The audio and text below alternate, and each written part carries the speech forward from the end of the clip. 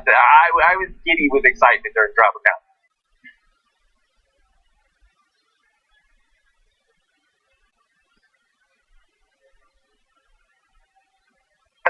Scripted things in history. Now, one of the best non-scripted things. This is why Survivor. That's right. The Survivor know-it-alls are. You can't imagine.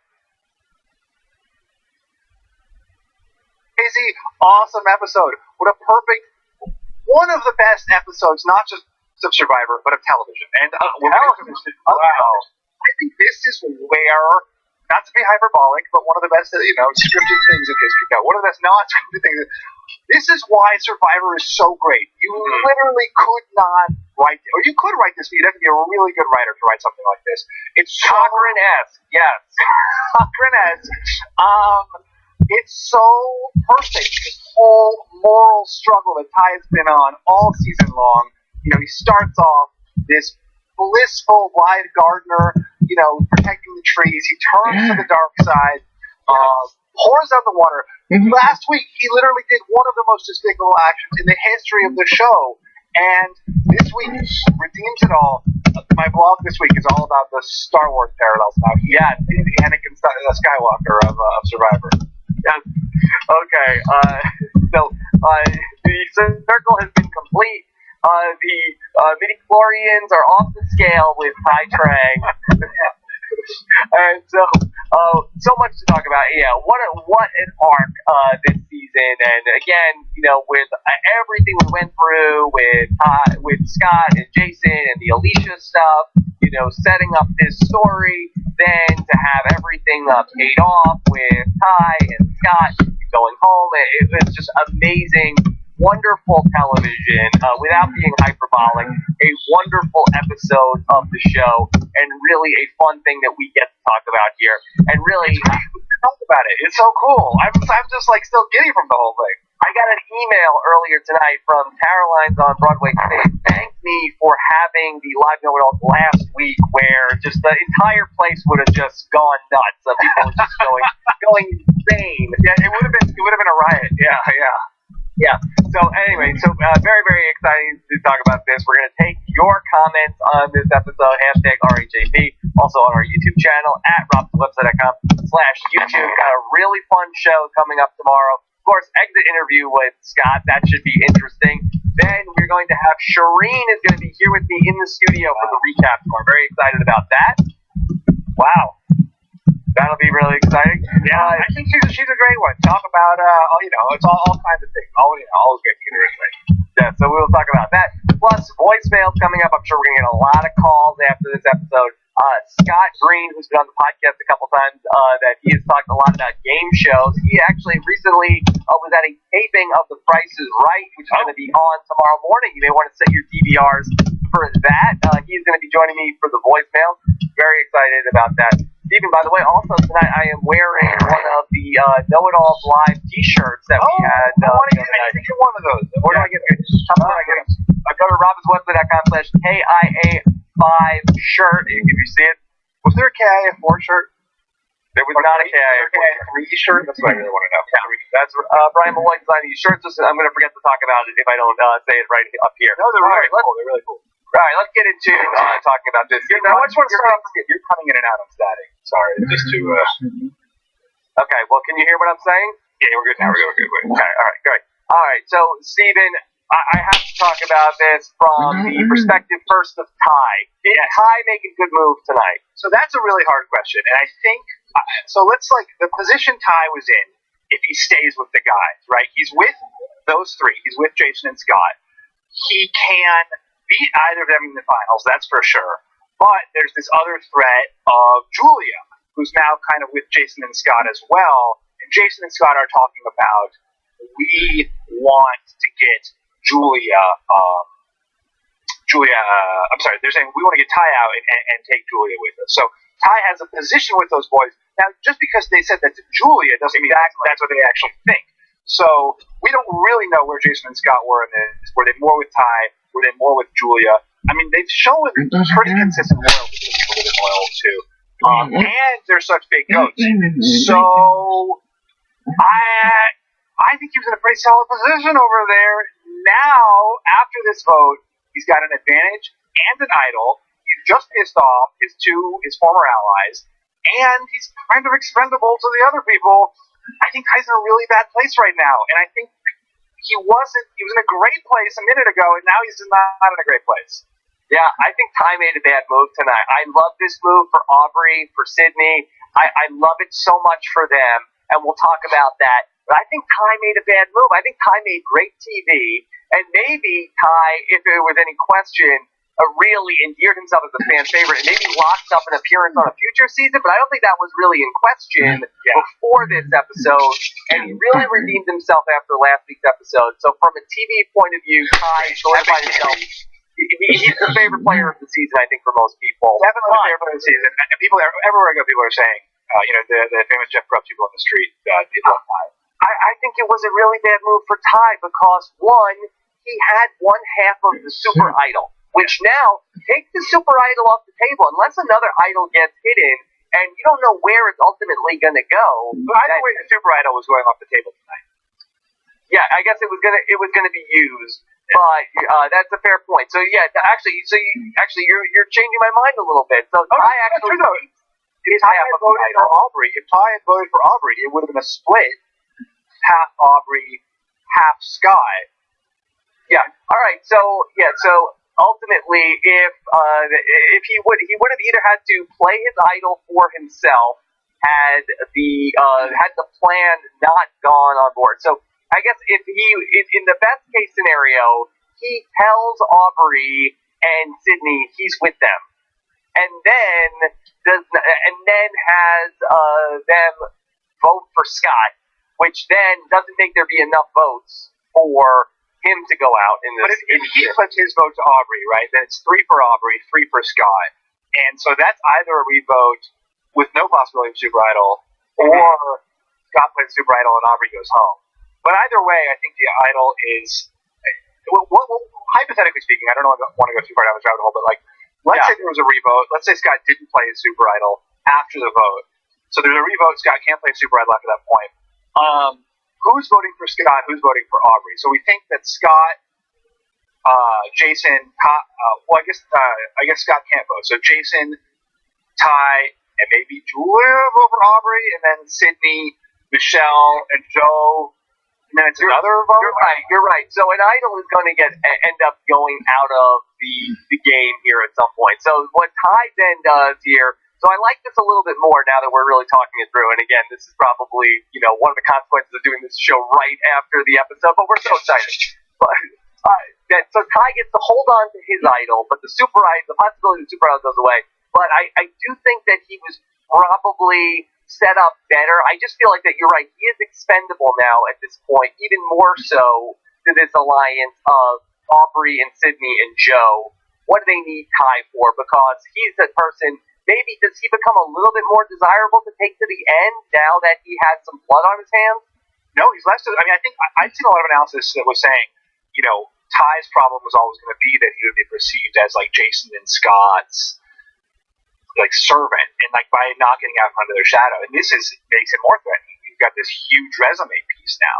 So I think we've talked a lot about how threat level is a real danger is in Survivor.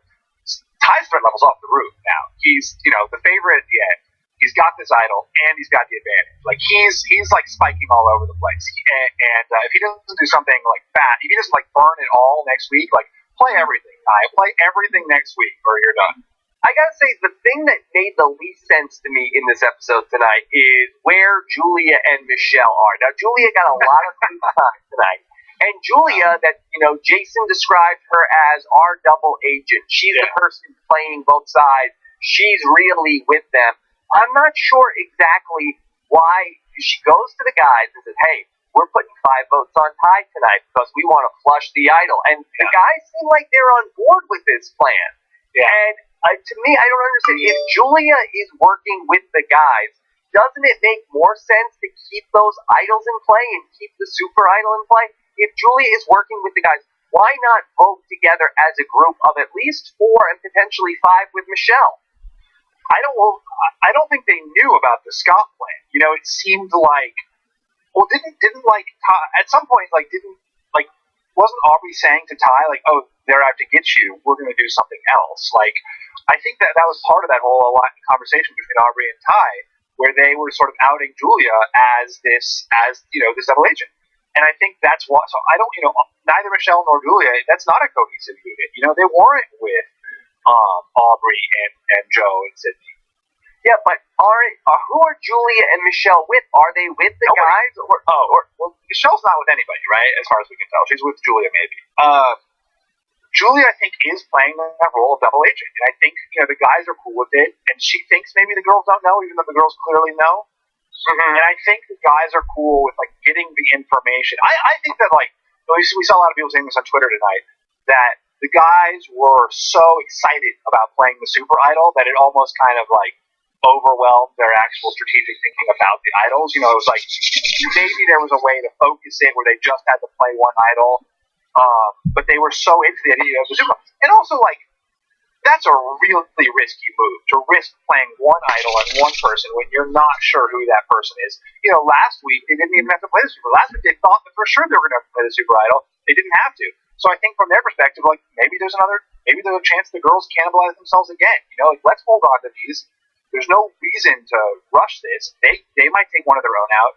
Once we have all the information and all the votes are cast, then we can make a choice.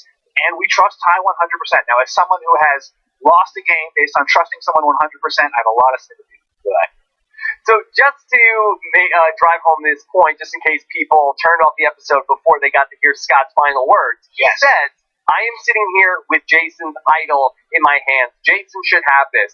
Stephen, why did Jason give the idol to Scott before Tribal Council? Why couldn't Jason have held on to the idol and then either played it for Scott if necessary or played it on Scott if necessary? It doesn't change anything that Ty still did not use his half of the idol to save Scott, but Jason would still have access to his idol. Yeah, no, clearly, obviously in a perfect world, and Scott could have given it back to him. And, I wonder if Scott was even aware of that. I think sometimes... Could he get it after the votes were read? He could have given it back to him? Why not? Toss it over to Jason. Like, I don't think that's allowed. I don't think that you're allowed to, okay, I got voted out of the idol, here, have my idol, I'm not going to need it anymore. I think if it is on your person when your name comes up, I think that idol is null and void. We need to ask Jeff this, because I've never heard that rule, and I think that people will often get very rigid about their perception of what's allowed and what's not allowed. Remember, like, last season, and again, like, not to bring everything back to me, but really everything was all to me. Remember last season when Jeremy found out that they were voting for me and I was in the voting booth, and I was like, why didn't you yell, hey, Fishback, they're voting for you? And, are you allowed to do that? Like, you're allowed to do a lot. You aren't aware of it.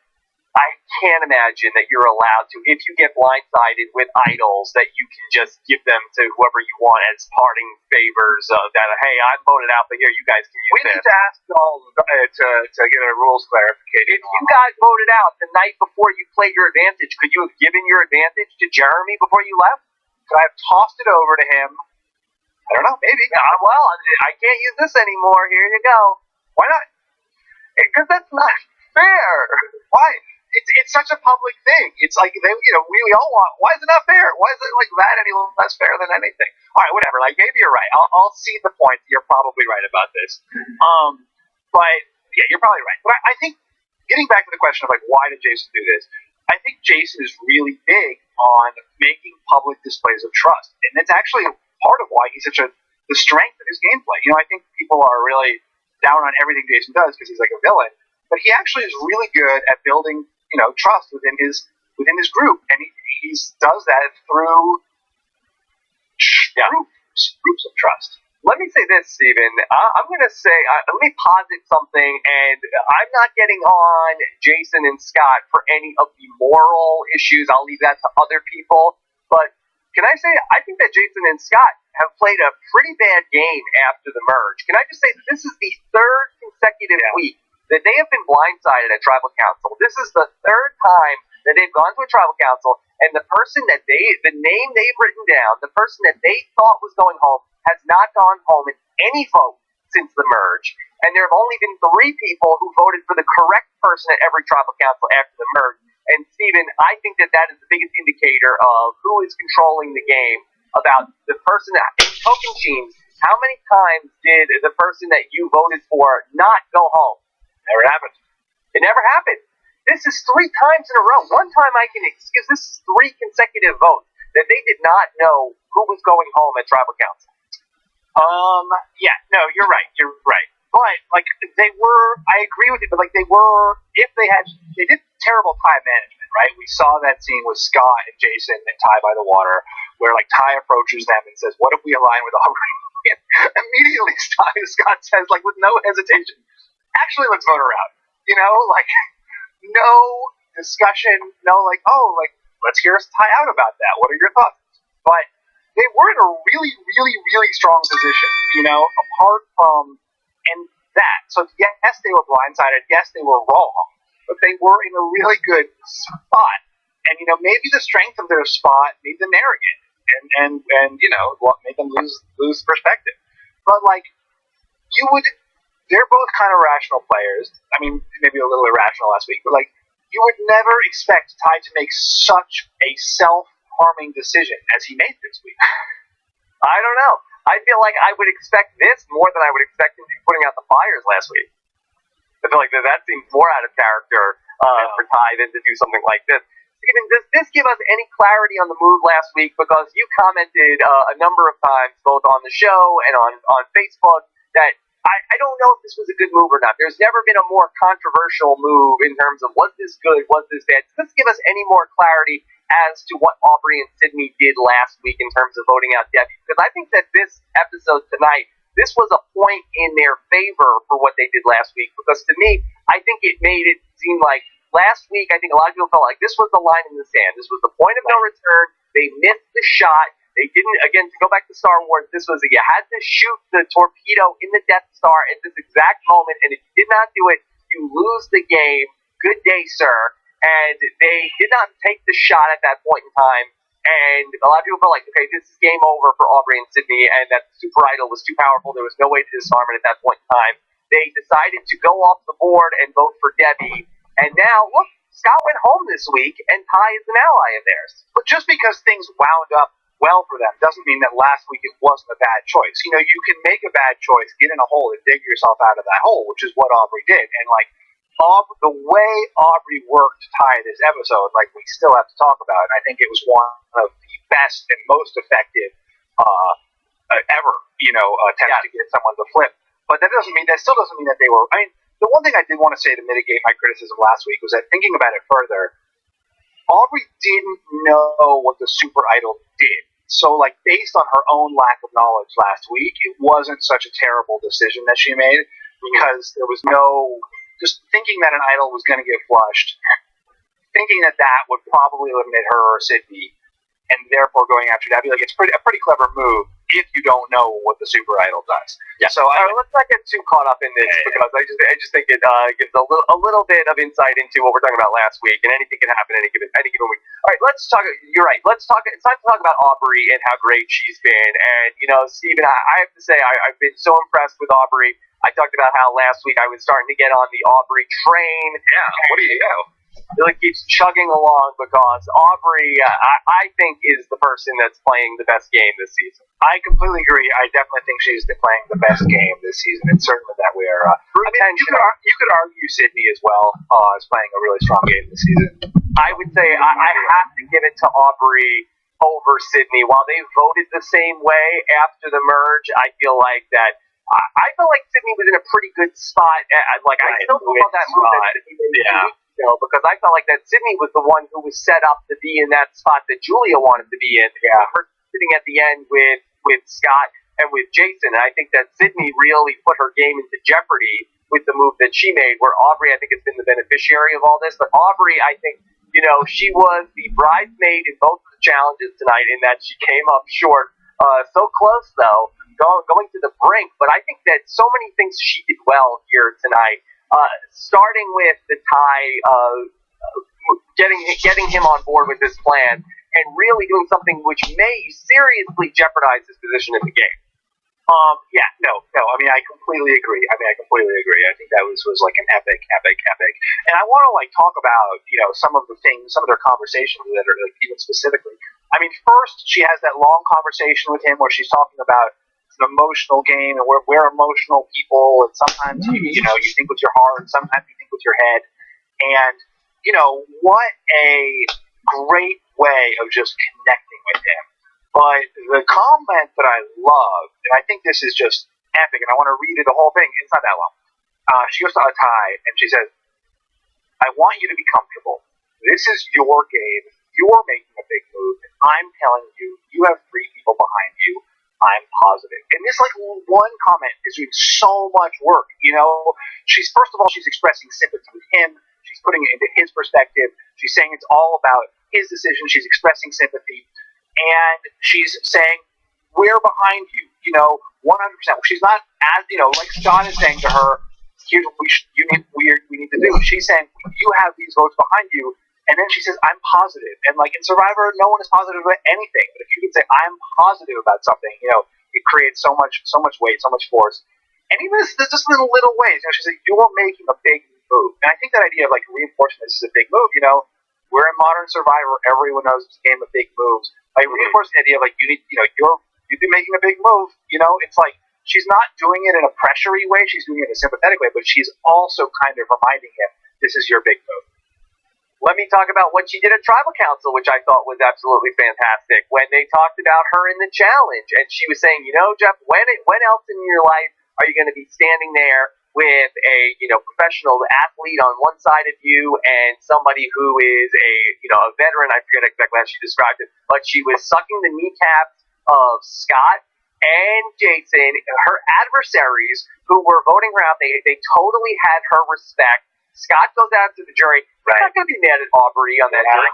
He's mad at Ty. Great and call. So if those guys are on the jury and she's up there in the finals, then they would certainly vote for Aubrey in that spot, especially over Sydney. They hate Sydney. They don't like Ty anymore. So I think that she is somebody who is not only just making big moves in the game, she's also winning over the respect of the jury. She already has the Neil vote. So she is, I think, the biggest jury threat as well at this point. And now, are people going to realize that and vote her out?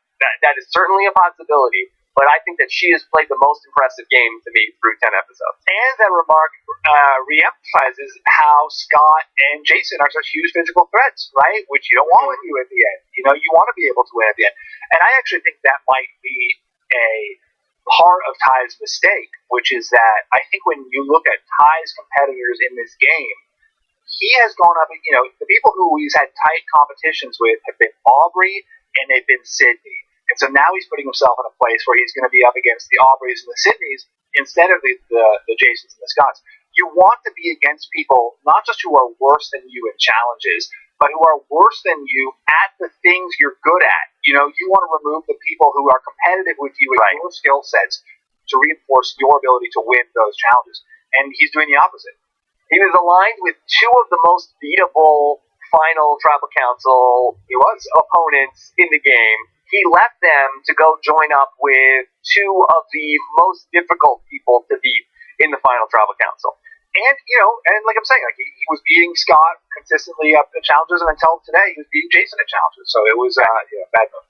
Another thing about Ty tonight, that Ty is the holder of the Season 32 advantage, Steven. Something that you know a lot about. So the advantage has been a curse for all who have held it, which is me and Dan Foley.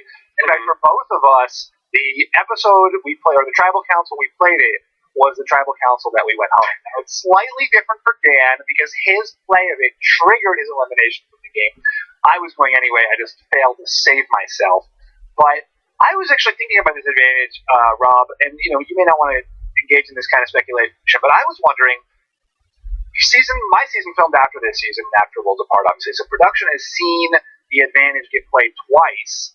They've seen the extra vote get played twice, and they chose to modify it for me and making it a vote steal. Do you think that means that it didn't work out well for Ty, so they tried to fix it? Or do you think it did work out well for Ty, but they still wanted to give it an even greater superpower? Yeah, that's very interesting to me. I think that I don't want to speculate too much on it. I think we have to, we'll see soon enough within the next 3 or 4 weeks how it ultimately. I can't wait. I can't wait that long. I want to speculate. Well, we can speculate, but I think it's a little bit of a fool's errand right now. But it is interesting that it was more powerful in the season prior to this than it is in the season that comes after it. So if you're just a regular viewer of the show and you're not really privy to the filming order and all this stuff, it is kind of weird that, okay, this thing had this power one season ago, but it's actually less powerful when it comes up in this season. Right. That would be, but it would be strange to fix something that was not broken. You wouldn't give extra power if it was already I don't know, maybe you would, because you're right, it's out of order. Just a quick note, Dalton confirmed that you are correct in that he could not give his idol back. Okay. Thank you. Well, I didn't think that there was much debate about that, but yeah, it would seem like the game would be so silly, I think, where if you go out of the game, you get blindsided with something on you, and it's not like a hat or something, like something that, it would make no sense to blindside people with idols, because then they could just flip them to their friends. Right. Fair. Yeah, I don't know what I was thinking. I wasn't thinking. So no problem. The knowing is know-it-all was not on the line. No need to sweat it out. All right, so for Ty now, with the advantage, now this is interesting to me, Stephen. Now let's bear in mind, for us at home, we've seen Dan Foley with the advantage. We've seen Stephen Fishback with the advantage, but at the time that season 32 was filmed, Dan Foley had not even gotten the advantage. I looked this up earlier tonight, that the episode with the advantage aired about a month after the episodes were filming. It might have actually aired while they were filming. So they don't know exactly where, for the modern day players, the people that are playing in seasons yet to come, say, okay, somebody has an advantage, they're a target. But that idea might not be out there. Do you think that for Ty, having the advantage makes him an even bigger target? Yeah, I think the fact that he has this mystery advantage, no one knows what it is, and an idol. I think they're going to think Andy's an idol. But at least with me on my season, everyone assumed that my advantage was an extra vote, right? Because they had seen Dan Foley. But I think that there's an even greater danger now for Ty. Although, great point. Nobody knows it's an extra vote. We all assume that it's an extra vote, but no, they don't know what his advantage is. That they could think it's the Tyler Perry idol still. They might, which actually might make him give him some safety, because that no one wants to vote for the guy who has the super idol, right? So maybe it works to Ty's advantage that no one knows about the extra vote. Is there a scenario this upcoming episode where even Jason, who is on the outs, could be part of a potential vote split to flush Ty's idol? Does it benefit anybody that Ty has the immunity idol? Yeah, I think actually Jason, coming out of this episode, is in a decent position. Again, like perceived strength. Jason doesn't have an idol anymore. He lost his ally. His other ally turned on him. Jason looks like he's one of the weakest people out there right now.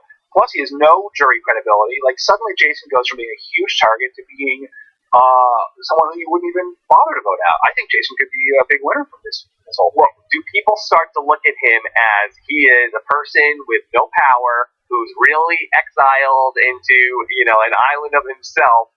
Is he starting to say, boy, he's an attractive jury goat? He's not somebody who's calling the shots, but he's somebody who can, at Final 7, are we close enough to drag this guy to the end so that he can go to the end and lose to fulfill the prophecy from Stephen Fishback from earlier this season? I did. I said that really early. I think so. If you were in this state, if you were in the game right now, if you were Aubrey, what would you be thinking? You'd be thinking, I want Ty out, and I want Jason sitting next to me.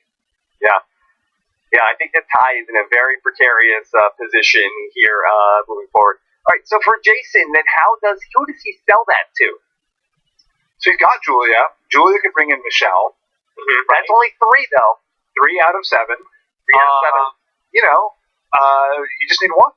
It seems to me that the people that are on the outs, the people who did not vote together, are Julia, Michelle, and Jason. It seems to me like that's the natural 3. Whereas the people who voted together, don't forget about Joe. I mean, it's easy to. He is also a person who is correctly voted. He didn't vote. He voted for Debbie last week, but he correctly voted tonight with Sydney and Aubrey and Ty. He was the 4th vote for Scott. So So you have to think that group of 4 is still together. So that sets up a pretty clean 4 versus 3 scenario going into next week. If they want to stay with Ty, which would be probably not a great move. I mean, I think that Julia may be a likely vote out next week. If I were Aubrey, that's probably the move out. If I didn't go for Ty, maybe you want to split votes on Ty and Julia, just because Julia, she has been the one bouncing between alliances. She's the one who's in everybody's ear. Well, how do you do that? How do you split votes when it's 4 versus 3?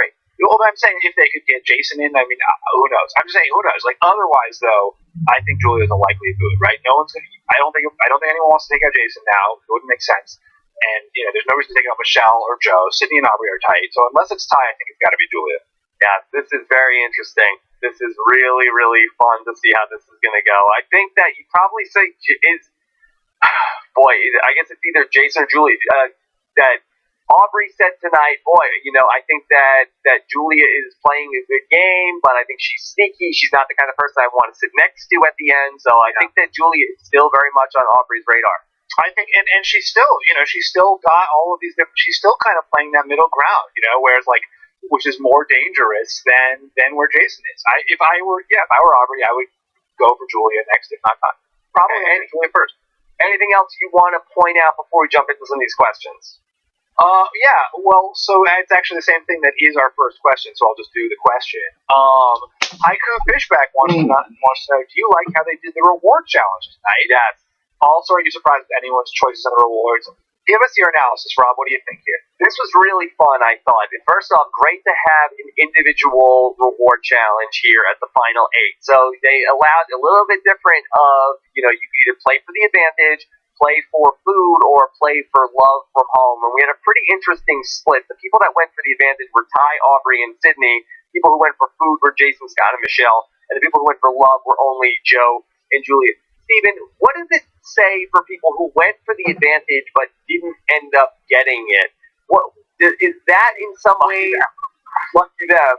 So, for instance, back in season 31, you and Spencer both went for the advantage. He didn't get it. We saw Mike Holloway back in season 30. He went hard for the advantage and then didn't get it. So what does that signal to people where you go for the advantage but you don't come away with it? I don't think there's that stigma to being aggressive strategically anymore. I think now there's just an expectation. Everyone is playing the game. Everyone is playing hard. I don't think there's going to be a sense of Julia, you went for it, you lost, you must something. Or no, sorry, not Julia, Sydney, right? You're playing a more aggressive game than I thought. I don't think there's that exists anymore. Now, I think maybe for someone, last season with me, Spencer felt particularly upset to not have it, and maybe going for it coming up short makes you more fixated on it than it does, not going for it at all. So I don't think there's any target that you gain from losing out on it, but it might increase that person's awareness of it, in the game. What does it signal somebody who's going for food when the advantage is on the table? Is that sort of just the safe move, or does that's the move? Yeah, and I think that's what you should do. Go for the food. Yeah. Then also the letters from home, that Julia ends up going for the letters from home. Now, she seems like the kind of person to me that would be going for the advantage. Yeah. Was there any did you feel like that there was any sort of thought nobody's going to be going for the letters, let me go for the letters? Or did she say, I see Joe's going for the letters, let me go for that too? Yeah, that was such a fun, and I wonder, they must have had to declare simultaneously, right? They couldn't, there's no way that they could, say they're the draft or anything. I think they're probably, I just love that, the strategy of the choice, I know that probably not a lot of people are going to go for the letters. I miss my family a lot. I'd love to, I think that can, what do you think about that, though? What would you do in this situation, Rob? What are you going for here? I think everything you know now. As the gamer, I think I would probably go for the advantage here. I think you want to at least control it. I think that what we say, the conventional wisdom coming out of your season is, you want to have the advantage and you want to play it as fast as you can. You want to control it, you want to get rid of it. Yep, disarm it. Right. Yep. Yeah. I think that's right. And I've always found that thoughts of home are debilitating for me at least. And I know some people find strength in that, but they really take me out of the game. Right. You don't want to get too much. Some people do get strength from it, but I find it's the same thing about talking about food. I don't want to talk about food when I'm on Survivor because I don't want to focus on what I don't have. I want to think about the game at hand and be present in what I'm doing. Yeah, I actually like to talk about food. It is a really divisive issue when you're out there, though, because some people I hate it. I like it. I just like it allows me to imagine the taste of whatever it is in my mouth. I don't want to hear about what you're going to get at the airport. I don't want to hear about all the different. We're going to go to Cinnabon. We're going to go. You don't have to listen. Walk away. We can have a conversation about Cinnabon. You can be over there. Yeah. Okay. Let's talk about from Connor Berry. Did Ty make a mistake? I think we're both going on the record that Ty did make a mistake. Not a great move for Ty. Not a great move for that. Great night for Ty, but not necessarily. Not a great move. Yes, and it's I have this line in my blog, but did I don't know what the exact line is, but did anybody, it wasn't a great move for Darth Vader to, betray the Emperor, but, we were still cheering for him when he did it. Yeah, he ends up, spoiler alert, but he doesn't come away too great from that. Yeah. Well, redemption song for 420 for Dead Wind. Going forward, how should Ty use his extra? Okay, are you seeing any way in which Ty could use the extra vote? I mean, the challenge, and this is really the challenge of the extra vote, is that it's so situational that Ty would have to be in a minority alliance that's a minority by one vote, or actually he would have to be in a tie alliance. Yeah, he's in the tie alliance. Any alliance that he's in will inherently be the tie alliance. You tie, and it's too frustrating. No, but there needs to be an equal number of votes on both sides, and he has to. And how often is that the case? Where it's the perfect situation, and it's the perfect situation. I don't think it's going to be that helpful to him. Maybe at the final 6, if Julia's voted out next week and he flips over to Jason and Michelle, I mean, maybe it's just such a long shot that it actually plays off for him. But now I think this is pretty interesting that Ty ends up getting this at the final 8. I believe that Dan Foley got his, where I feel it was the final 10 or so. Do you remember how many people were left with the final 11, final 12 when you got your advantage? For me, it was Night Wigglesworth went, so it was final 11. Yeah, okay. So I think that for Ty, this kind of helps him because there's not going to be 6 different tribal councils that he can use that. There's a total of 4. He didn't use it at once. Now there's only 3 tribal councils left where he can use it. Final 7, Final 6, Final 5. So that sort of narrows it down for him. So I think in some ways that helps him with this advantage. That's probably true. There's fewer things. There's less time for it to sort of build up as a threat in people's minds. He only has to live through 3, and then he can just be this is what it is. Did nothing for me, which is also a real possibility for this. Maybe that's why they made it more powerful for my season, was that not that it went wrong, but that it just did nothing. And it didn't necessarily help, but that somebody in the majority had it. Maybe interesting. Okay, let's take a question from Chris, who wants a 2-part question.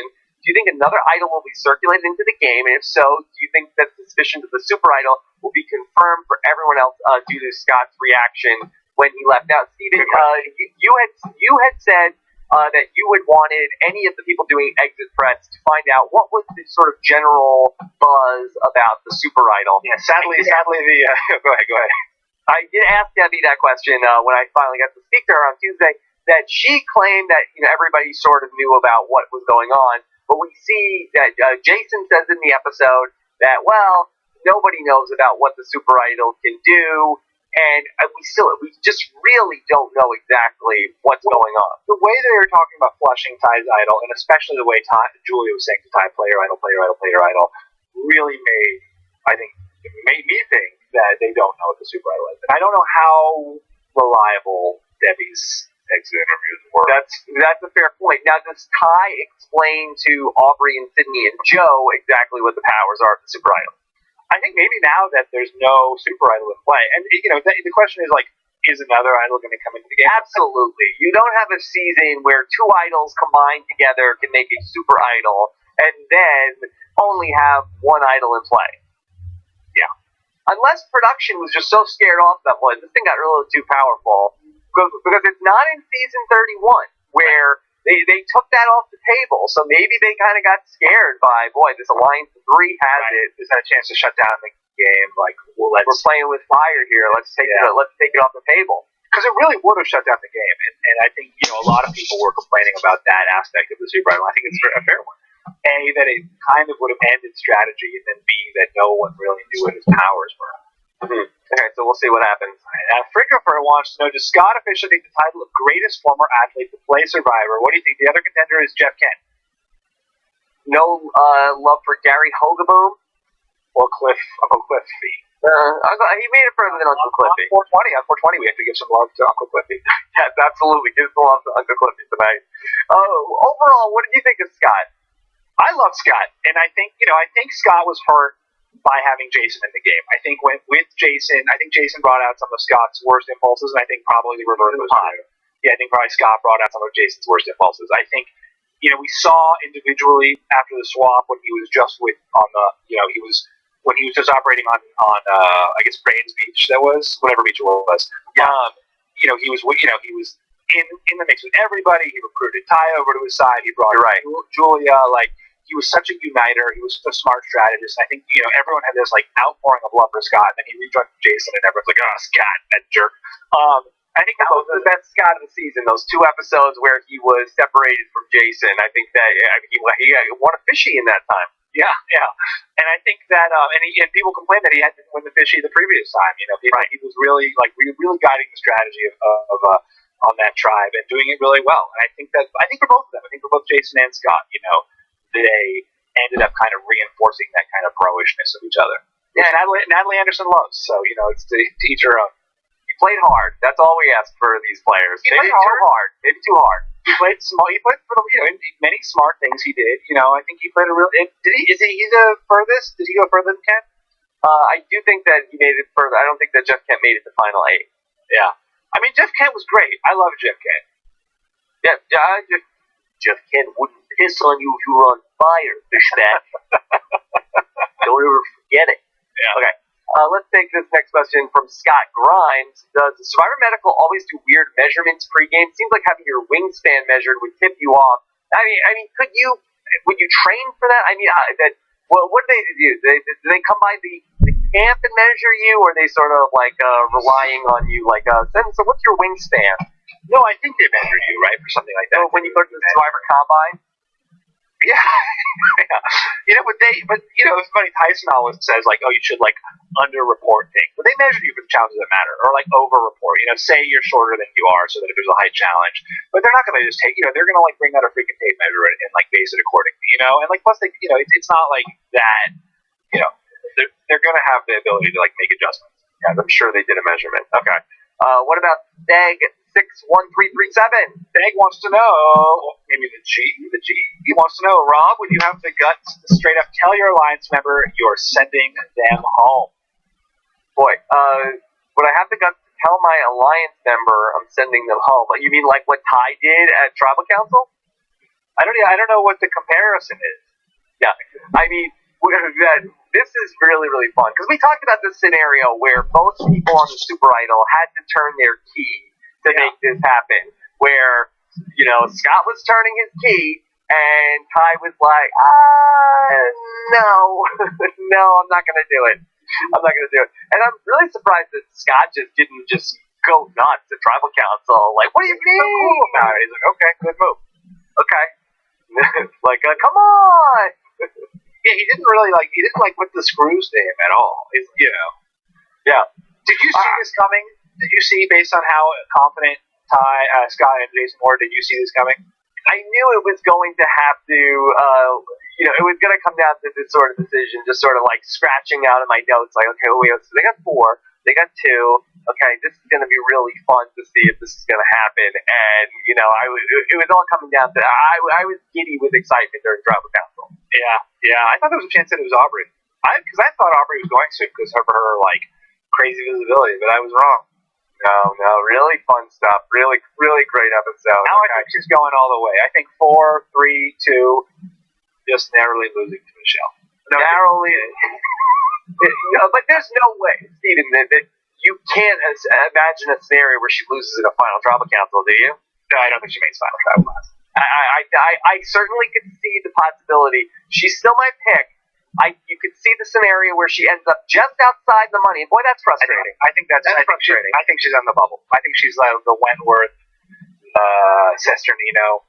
Yeah, right outside that. You certainly could see that scenario. I can't see a scenario where she loses in a final tribal council. Yeah. Knowing if you just made it one more vote, you'd have won it all. All those votes, all that money pouring down on your head. Yeah, have fun living with that. All right, Rob's Taboo Buzz wants to know, so is Jason the perfect goat to drag to the end? Is he the best goat on the board? Yeah, I would think so. I mean, maybe Joe, could you say, or is he so beloved? Nick might vote for Jason. Scott might vote for Jason. That's 2 votes right there. Out of the 4 votes, that's 2. Yeah. I mean, I'm trying to think that just in a vacuum, what's worse? The person who did things wrong or the person who did things or did nothing? I think that probably the person who did things wrong, that pissed people off, is worse than the person who did nothing. Having been on a jury, I would now agree with you. I think there's a lot of animosity, and you find reasons to like the people you want to vote for. And I think Joe's got a nice story where, he's, a person, former, yeah, go ahead, sorry. Had a great life. He doesn't seem like he's been a jerk to too many people. Yeah. Okay. All right. Let's go. A couple more questions. Kyle Dorr, would Julie have been in a better position if she told Ty about how Jason and Scott would have cut Ty at the final 4 over her? I don't know why she would tell him that. That would just be alienating Jason and Scott at a favor of Ty. I don't think there's anything to be gained from that. Yeah, I still just don't get why Julia was telling them about how she wants to flush Ty's idol. Like, I don't know why they wouldn't just take her aside and say, hey, how about don't do that? Yeah, we'll vote Ty out later down the road. Let's keep our idols in play. But they don't care, right? Because everyone knows who the super idol is, as far as they're concerned. Like, she can say that. I was surprised that Ty was even pretending to listen to that. Yeah, I guess you can't just ignore someone. Yes, so. All right, one last question. Last question coming here from Jorge Alvarado. How cool is it that good old-fashioned persuasion from Aubrey is what took down this seemingly unstoppable super idol? Great question, Jorge. We talked so much about the numbers, and there was a great conversation tonight about brains versus heart in this game. Should it be brains versus beauty versus heart? Well, I think to Jorge's point, it's like all episode long, we see Aubrey, she's trying to prove herself. I just want to prove myself that I deserve to be here. She tries to do it in one challenge. She just falls short. She tries to do it in the next challenge. She just falls short, but she learns to use the strategic force. She does this the Jedi mind trick on Ty, and he comes around. I didn't know you were such a big Star Wars guy. I feel like that in how many years of doing this show, I feel like you've made 0 Star Wars metaphors, and now you're all Star Wars. I've been saving them. It's like the big payoff with Ty. The big payoff with my Star Wars. It's April 20th, not May the 4th, Steven. This episode, it brings it all out. How much is Caleb like Padme? Bear with me.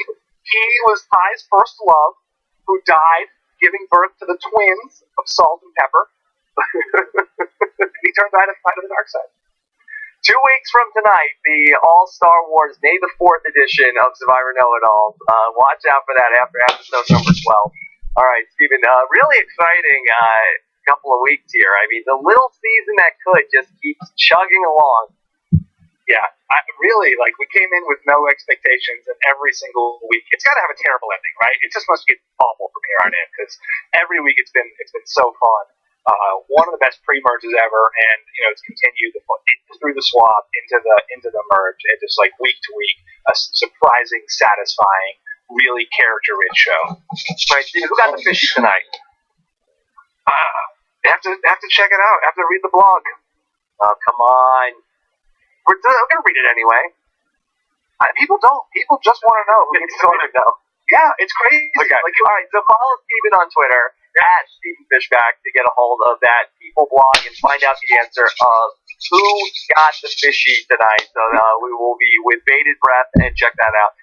Also, don't forget Scott Pollard exit interview tomorrow. Looking forward to hearing what he has to say about all of this and what his spin is on all this. If he has any choice words for Ty following this, very, very fun to hear what he's going to say. Then fun podcast coming up with Shireen coming up on Thursday. And then voicemails with Scott Green. Get your voicemails in. Go to robthewebsite.com/voicemail or 323-282-RHAV. And Steven, that's going to do it for us here tonight. This was good. Good stuff. Great episode. So fun to do it. Not as fun as in person. Yeah, no, last week was so great. But this week is good. This is fun. Yeah. No, this was very good stuff. All right, so that's going to do it for us. Looking forward to reading your comments on robswhatsaid.com. Of course, please try to keep it civil. We do appreciate that, right, Steven? Yeah. Yes, we do. Yeah. Look, we all love the same show. We can all get along. All right, robswhatsaid.com and subscribe to the podcast. Go to robswhatsaid.com/iTunes or search for RJP, your favorite podcaster. Have a great one, everybody. Take care. Bye.